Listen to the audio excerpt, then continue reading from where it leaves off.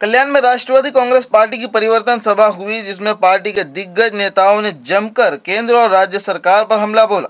पूर्व उप मुख्यमंत्री छगन भुजबल, अजित दादा पवार, धनंजय मुंडे, प्रदेश अध्यक्ष जयंत पाटिल ने प्रधानमंत्री नरेंद्र मोदी पर निशाना साधा और छगन भुजबल ने तो अपने भाषण में कल्याण डोंबिवली महानगर पालिका को सबसे भ्रष्ट नगर पालिका बताया।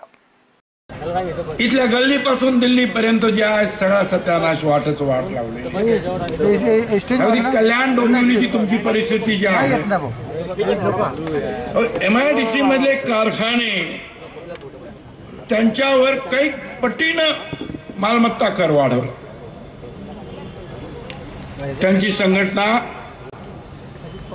निषेधाचा सूर घेऊन धरणं धरते आहे।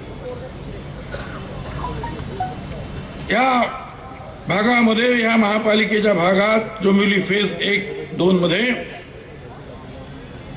2002 पर्यंत 450 कारखाने होते।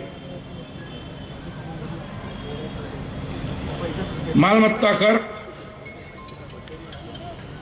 13,000 रुपये होता।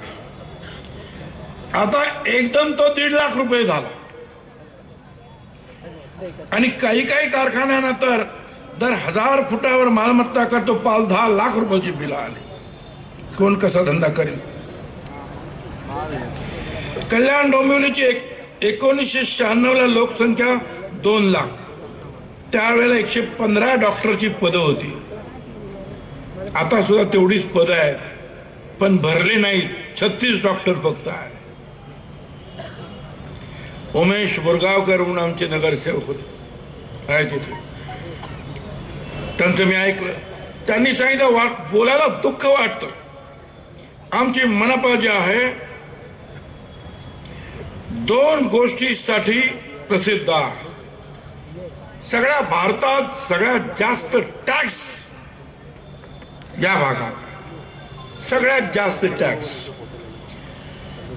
आणि दुसरी गोष्ट सगळ्यात जास्त भ्रष्टाचारी कारभार याच मनपा आणि या भागामध्ये आहे, सगळ्यात जास्त। पण अशी काही स्वप्न दाखवली गेली, असं काही लोकांना सांगितलं गेलं की जम्मू काश्मीर पासून कन्याकुमारी पर्यंत जबरदस्त अशा प्रकारची लाट आली। मला आठवतंय 1984 सालानंतर पूर्ण बहुमत असलेलं सरकार पहिल्यांदाच आलं।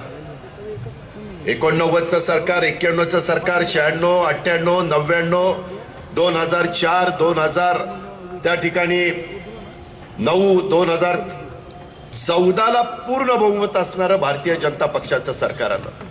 जनतेने पण भरभक्कम पाठिंबा दिला। जनतेलाही वाटलं की बरंच काही आता चांगलं होईल।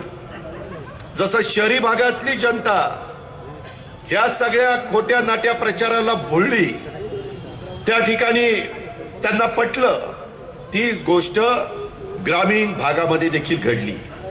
ग्रामीण भागातल्या देखील शेतकरी वर्गाला वाटलं की हे खूप काहीतरी चांगलं करतील, परंतु आज प्रत्येकाचा भ्रमनिरास झालेला आहे। समाजातला एक देखील घटक समाधानी असतानाचं चित्र पाहायला मिळत नाही। आजही देशाचे पंतप्रधान असो, मुख्यमंत्री असो, भाजप असो, शिवसेनेचे नेते असो, सतत काही ना काही खोटं नाटं सांगायचं आणि वेळ मारून न्यायची, ह्याच प्रकारची भूमिका त्यांची त्या ठिकाणी चाललेली आहे। त्याच काळामध्ये 125 कोटी जनतेला नरेंद्र भाई मोदी म्हणले, मैं विदेश जाऊंगा, काला धन लाऊंगा और इस देश के हर नागरिक के खाते में 15 लाख जमा करूंगा। अख्खा देश येडा झाला।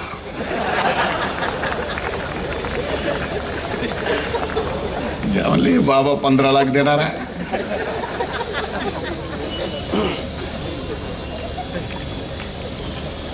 लाखाच्या नावाने फसवलं। त्याच दरम्यान टीव्हीवर एक भाजप शिवसेना एकत्रित मिळून एक जाहिरात त्यांनी टाकली। 2014चा तो काळ, जाहिरात होती महागाईवर, बहुत हो गई महंगाई की मार, अब की बार मोदी सरकार। 2014 ज्या वेळेस या देशात 50 रुपये लिटरनी पेट्रोल मिळत होतं, त्यावेळेस भाजप आणि शिवसेनेचे हे बांडगुळ आपल्याला महागाई सांगत होते.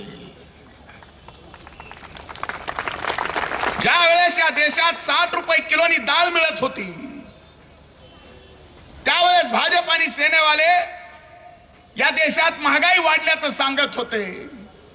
ज्या वेळेस या देशात 450 रुपयांनी सिलेंडरची टाकी मिळत होती, त्यावेळेस ही सगळी मंडळी आपल्याला महागाईचा डोंगर किती वाढलाय सांगत होती.